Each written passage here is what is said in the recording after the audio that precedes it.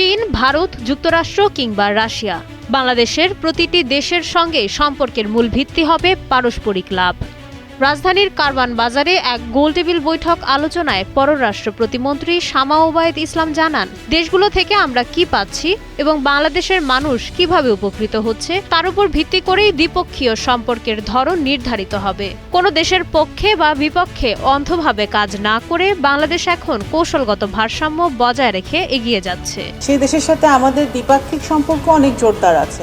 তারেক রহমানের নেতৃত্বাধীন সরকারের এই নতুন পররাষ্ট্রনীতির নাম দেওয়া হয়েছে বাংলাদেশ ফার্স্ট নীতি।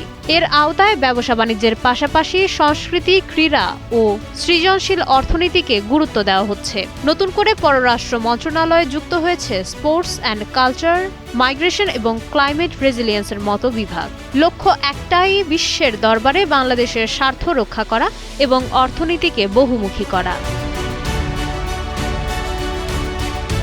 প্রতিবেশীদের সঙ্গে সম্পর্ক নিয়ে প্রতিমন্ত্রী বলেন, ভারতের সঙ্গে যে কোনো মতভেদ আলোচনার মাধ্যমেই সমাধান করতে চায় বাংলাদেশ। সীমান্ত হত্যা বন্ধ, বাণিজ্য ঘাটতি কমানো এবং পানি বণ্টনের মতো ইস্যুগুলোতে কার্যকর কূটনৈতিক যোগাযোগ বজায় রাখা সরকারের অগ্রাধিকার। মাই শামালিহা, সময়ের আলো।